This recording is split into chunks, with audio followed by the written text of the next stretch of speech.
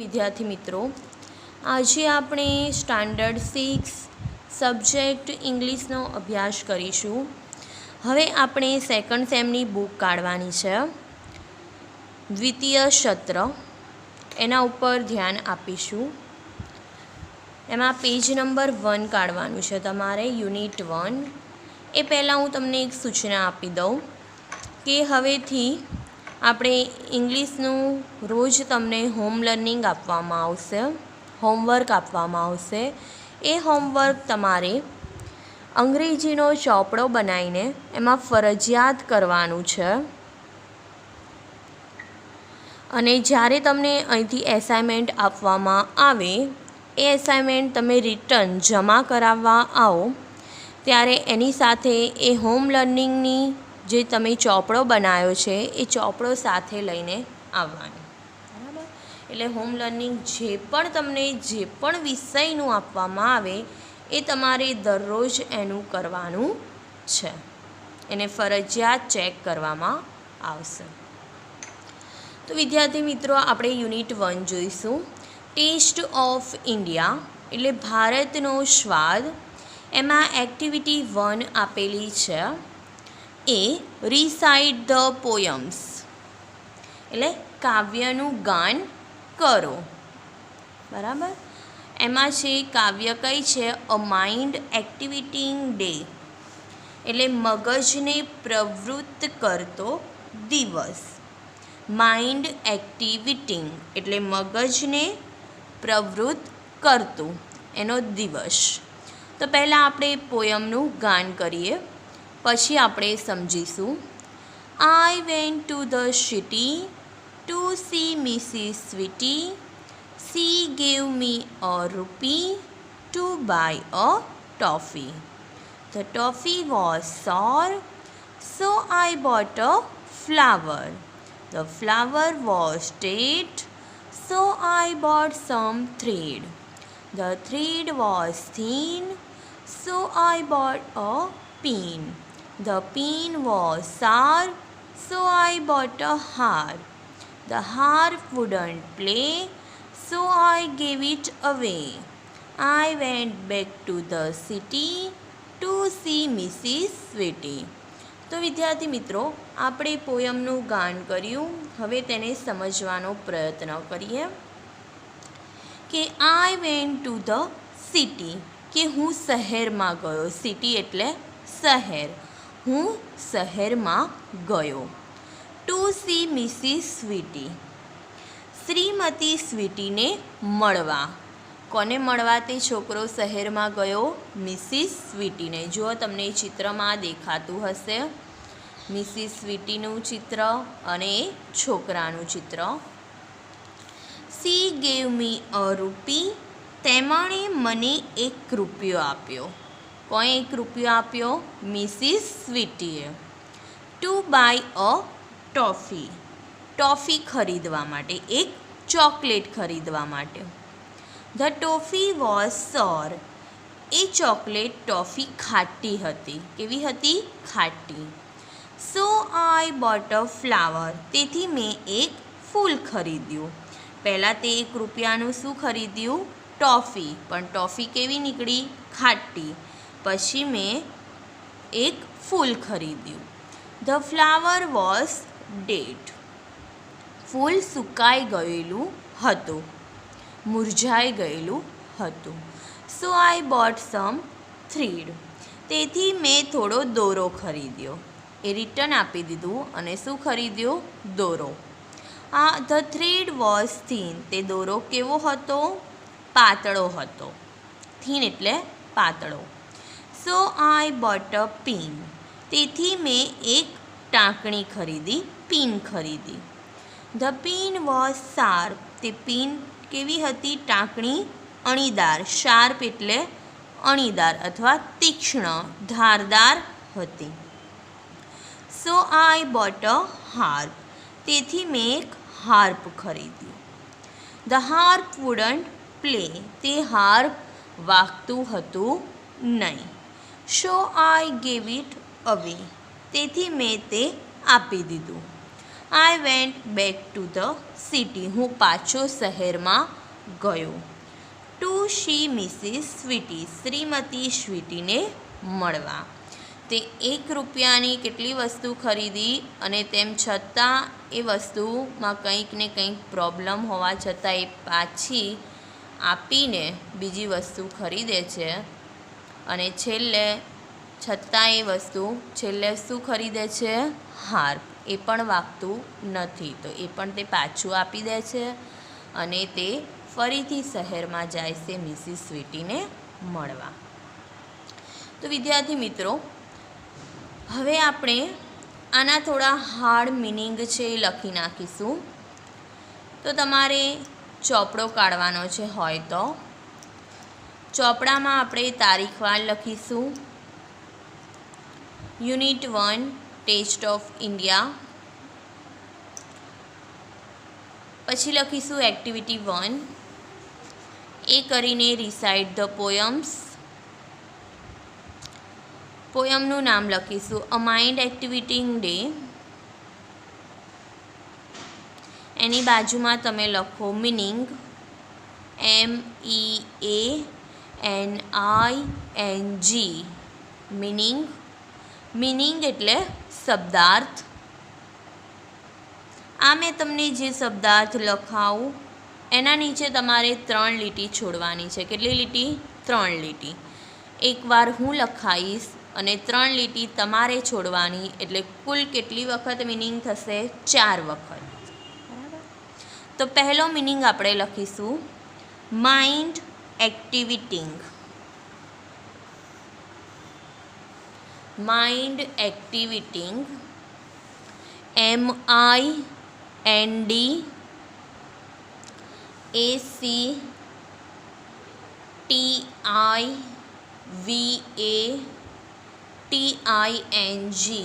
Mind એક્ટિવિટીંગ એટલે મગજને પ્રવૃત્ત કરતું. મગજને પ્રવૃત્ત કરતું. બીજો લખીશું ડે. ડે એટલે દિવસ. 3 લીટી છોડીને લખવાનું છે તમારે. DAY. ડે એટલે દિવસ. એના પછી લખીશું આપણે સિટી. CITY. સિટી એટલે શહેર. પહેલાં સ્પેલિંગ લખવાનો, બાજુમાં એનો ઉચ્ચાર લખવાનો અને પછી એનો ગુજરાતી અર્થ લખવાનો. ડાયરેક્ટ સ્પેલિંગને ગુજરાતી નથી લખવાનું. સ્પેલિંગ લખીને બાજુમાં અંગ્રેજી ઉચ્ચાર લખવાનો અને પછી એનો ગુજરાતી અર્થ લખવાનો. સિટી એટલે શહેર. પછી લખીશું ટુ સી. બીજી લીટીમાં આપેલું છે ટુ સી એટલે જોવું. એના પછી લખીશું ટુ બાય. ચોથી લીટીમાં છે to buy. BUY. To buy એટલે ખરીદવું.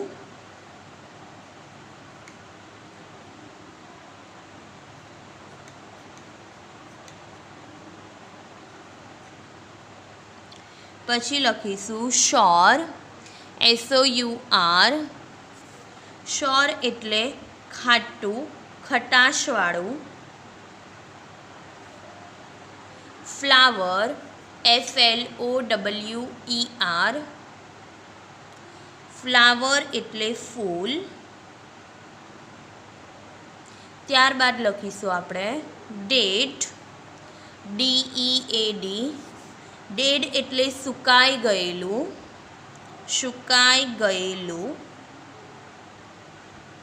એના પછી લખીશું થ્રેડ. THREAD. થ્રેડ એટલે દોરો. ત્યારબાદ લખીશું આપણે થીન. THIN. થીન એટલે પાતળું.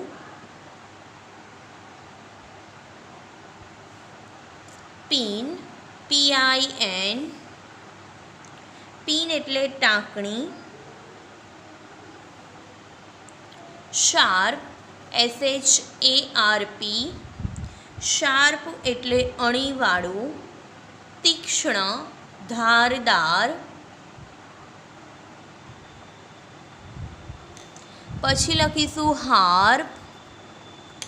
હાર્પ એટલે વીણા જેવું એક તંતુવાદ્ય. જુઓ તમને ચિત્રમાં દેખાય છે, વીણા જેવું એક તંતુ વાદ્ય જે તમે વગાડી શકો.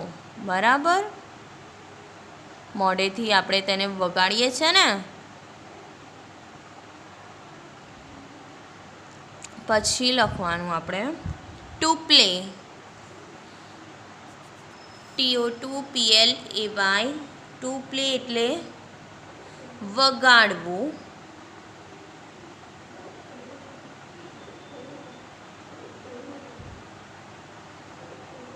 વિદ્યાર્થી મિત્રો, આપણે જે તમને મેં મિનિંગ લખાયા એની 3 લીટી છોડાઈ એ તમારે હોમ લર્નિંગ છે.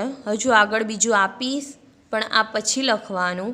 એ પહેલાં હવે આપણે બુકમાં જોઈએ, એમાં ધ્યાન આપીએ. બી કરીને આપેલું છે find out the word pairs from the poems. આ જે ઉપર પોયમ આપેલી છે, કવિતા આપેલી છે, એમાં વર્ડ પેર શબ્દ જોડ બનાવવાની છે.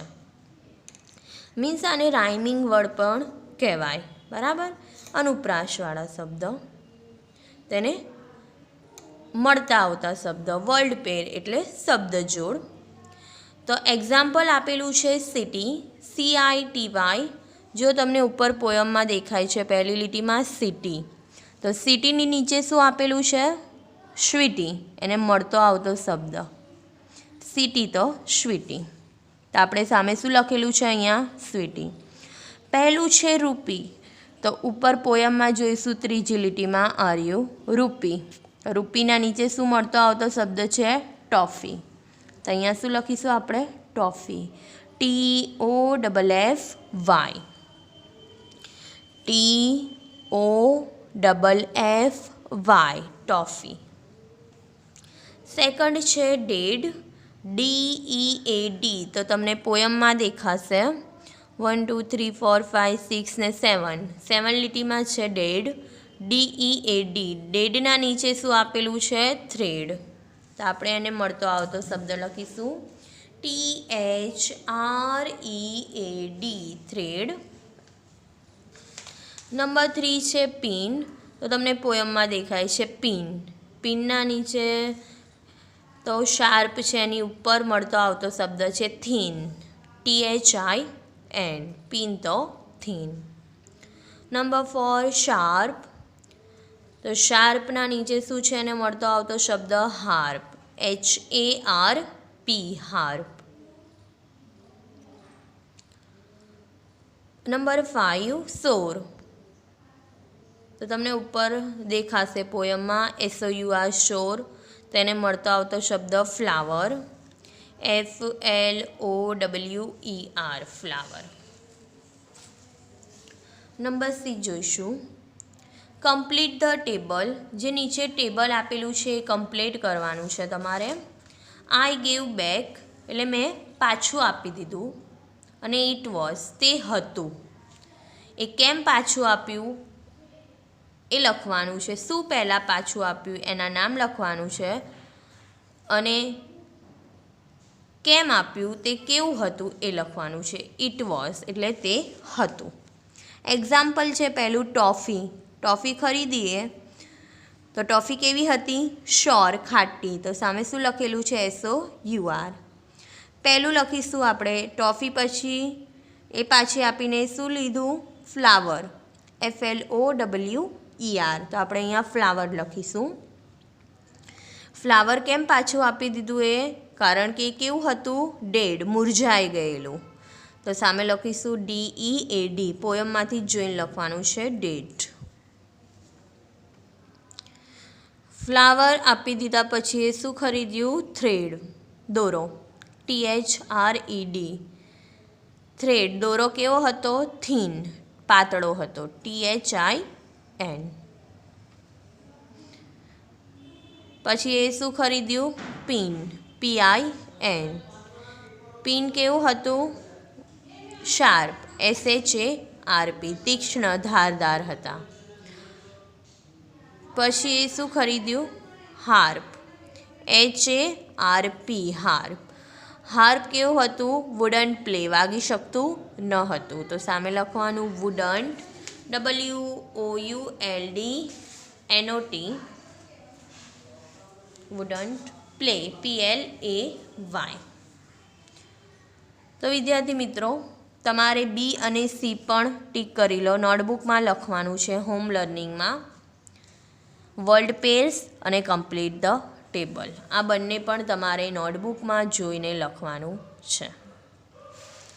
તો હવે આપણે કાઢીશું પેજ નંબર 2. એમાં એક્ટિવિટી 2 જોઈશું આપણે.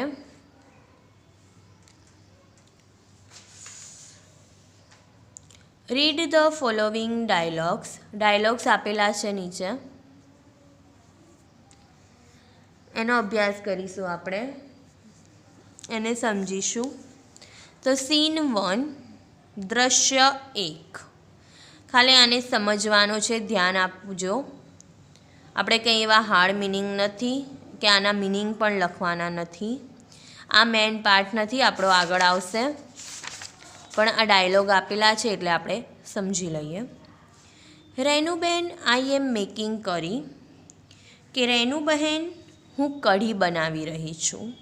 But I don't have a card.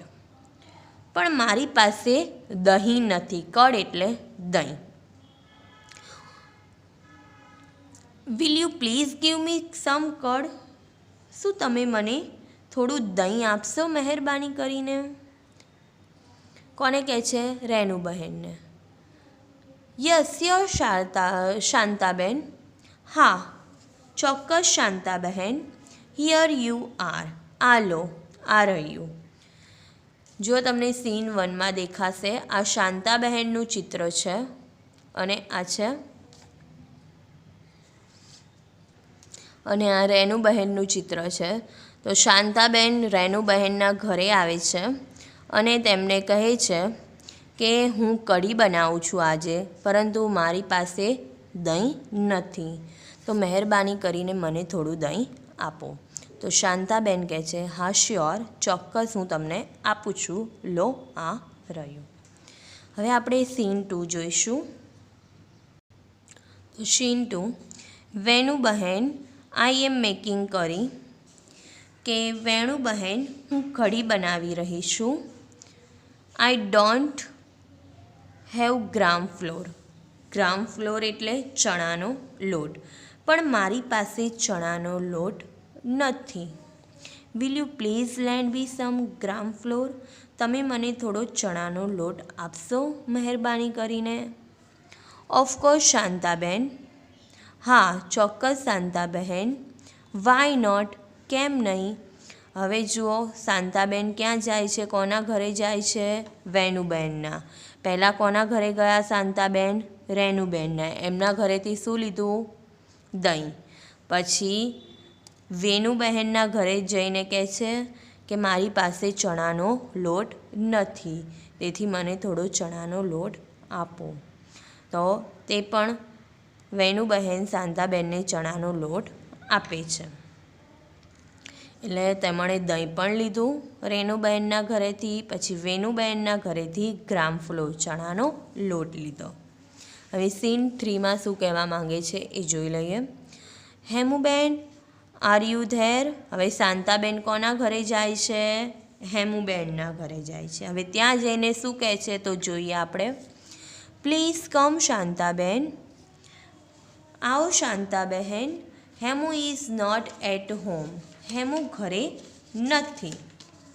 How can I help you. હું તમને શું મદદ કરી શકું? શાંતાબેનને કહે છે કે હેમુ ઘરે નથી. તેમનો હસબન્ડ હોય છે, એ કહે છે કે હું તમારી શું મદદ કરી શકું છું, બોલો. રાકેશભાઈ, આઈ એમ મેકિંગ કરી ટુડે. હવે શાંતાબેન કહે છે એમના હસબન્ડને, રાકેશભાઈ, હું આજે કઢી બનાવું છું. But I don't have curry leaves.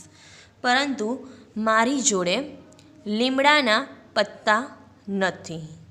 Will you please give me some curry leaves? તો મહેરબાની કરીને મને થોડા લીમડાના પત્તા આપશો. Shantaben, you already have a curd and gram flour with you. Shantabahen, તમારી પાસે દહીં અને ચણાનો લોટ તો છે જ. Hemu is making curry today.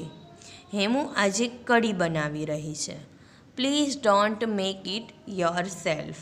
મહેરબાની કરીને તમે કઢી જાતે બનાવતા નહીં. We will send you some curry when it is ready. જ્યારે અમારે કઢી તૈયાર થઈ જશે ત્યારે થોડી કઢી તમને મોકલાવીશું. શાંતાબહેનને જે જોઈતું હતું એ વસ્તુ મળી ગયું. તેમના જોડે તેમને કઢી બનાવી હતી, પણ કઢીનો કશો સામાન હતો નહીં. તેથી તે પહેલાં કોના ઘરે જાય છે? રેનુબહેનના. રેનુબહેનના ઘરે જઈને કહે છે કે હું કઢી બનાવું છું, તેથી મને થોડું દહીં આપો. તો દહીં આપે છે. પછી એ વેનુબહેનના ઘરે જાય છે. ત્યાં જઈને પણ એવું જ કહે છે કે હું કઢી બનાવું છું, મને થોડો ચણાનો લોટ આપો. તો ચણાનો લોટ પણ આપે છે. પછી એ હેમુબેનના ઘરે જાય છે. તો ત્યાં એમના હસબન્ડ રાકેશભાઈ હોય છે. તો રાકેશભાઈને કહે છે કે મારા જોડે લીમડો નથી, તેથી મહેરબાની કરીને મને થોડો લીમડો આપો. એમ કરીને કઢીની બધી જે સામગ્રી હોય છે એ બીજાના ઘરેથી લેવા માટે જાય છે. પરંતુ રાકેશભાઈ એને શું કહે છે કે તમારા જોડે દહીં પણ છે અને ચણાનો લોટ પણ છે. તમે કઢી ના બનાવશો, હેમુ આજે કઢી બનાવે છે, તો તૈયાર થઈ જાય એટલે અમે તમને થોડી એમાંથી કઢી મોકલીશું. તો શાંતાબેનને આરામ થઈ ગયો કે હવે એમને કોઈ જાતની વસ્તુ બનાવવાની જરૂર રહી નહીં. બધી વસ્તુ તો ઘરે આવી પણ ગઈ અને બનાવવાનું પણ નહીં. એમને તૈયાર કઢી કોણ મોકલાવશે? રાકેશભાઈ, જે બની જશે, કઢી બની જશે એ તૈયાર કઢી મોકલાવશે. વિદ્યાર્થી મિત્રો, હવે આપણે બી જોઈશે રીડ એન્ડ ઇનેક્ટ. હવે એમાં પણ સીન 1, સીન 2, સીન 3, સીન 4 આપેલું છે. આ પણ ડાયલોગ છે. એ ડાયલોગ પણ આપણે જોવાના છે. તો હવે આપણે એ ડાયલોગ જોઈશું. પહેલું સીન 1, દ્રશ્ય 1. રૂપેશ સેઝ, મિસ્ટર પરીખને કહે છે ગુડ ઇવનિંગ સર, કે ગુડ ઇવનિંગ સાહેબ. Mister Parikh, oh Rupesh, good evening. What's the matter? શું થયું? રૂપેશ કહે છે sir, will you please give some tea leaves? Sir, તમે મને થોડી ચાની પત્તી આપશો? હવે રૂપેશ મિસ્ટર પરીખ જોડે શું લેવા જાય છે? ચાની પત્તી. Mister Parikh says of course, here they are. ચોક્કસ આ રહી. Rupesh says thank you sir. Rupesh તેમનો આભાર માને છે કે આભાર સાહેબ. રૂપેશ શું લઈ આવ્યો મિસ્ટર પરીખ જોડે? ચાની પત્તી. હવે સીન 2માં જોઈશું. Mister Parikh says oh Mitesh, please come. What's happen? કે ઓ મિતેશ, પ્લીઝ મહેરબાની કરીને આવ. What's happen? શું થયું? હવે મિતેશ આવે છે. કોની જોડે? મિસ્ટર પરીખ જોડે. મિતેશ કહે છે થેન્ક યુ સર, તમારો આભાર સાહેબ. Sir, can you give me some milk? Sir, મને થોડું દૂધ આપશો? Mister Parikh, let me see, મને જોવા દે. I have a little milk. મારી પાસે થોડું દૂધ છે, પરંતુ I will give you a half cup of milk. હું તને અડધો કપ દૂધ આપીશ, કેમ કે મારી જોડે થોડું જ દૂધ છે, તેથી એમાંથી હું તને અડધો કપ દૂધ આપું છું. Mitesh says thank you sir for Bing kind to me. મને મદદ કરવા માટે તમારો આભાર સાહેબ. રૂપેશ આવીને શું લઈ ગયો? ચાની પત્તી. પછી મિતેશ આવે છે. મિતેશ આવીને શું લઈ જાય છે? મિલ્ક, દૂધ લઈ જાય છે. હવે સીન 3માં જોઈશું આપણે. રાજુ સેઝ, હવે રાજુ આવે છે મિસ્ટર પરીખ જોડે. Good evening sir. Mister Parikh, good evening. Raju, now vote do you want? કે રાજુ, હવે તારે શું જોઈએ છે? મિસ્ટર પરીખને ખબર પડી ગઈ રાજુ પણ કંઈક લેવા માટે આવ્યો છે. તેથી મિસ્ટર પરીખ કહે છે, રાજુ, હવે તારે શું જોઈએ છે? તો રાજુ કહે છે, sir, can you please give me some sugar? Sir, મહેરબાની કરીને મને થોડી ખાંડ આપશો? Mister Parikh, well yes, here it is. હા, આ રહી. Raju, thank you sir, thanks for help. તમારો આભાર સાહેબ, મદદ કરવા માટે તમારો આભાર. હવે રાજુ આવીને શું લઈ ગયો? શુગર, ખાંડ લઈ ગયો. હવે સીન 4 જોઈશું આપણે.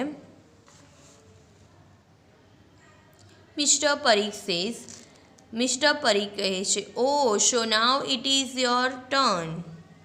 ઓ, હવે તારો વારો છે. What do you want now? હવે તારે શું જોઈએ છે? તો દર્શીલ સેઝ, હવે મિસ્ટર પરીખ જોડે કોણ આવે છે? દર્શીલ. એટલે મિસ્ટર પરીખ શું કહે છે? હવે તારો વારો આવ્યો, તારે શું જોઈએ છે? તો દર્શીલ કહે છે, સર, આઈ વોન્ટ સમ ઇલાયચી. સાહેબ, મારે થોડી ઇલાયચી જોઈએ છે.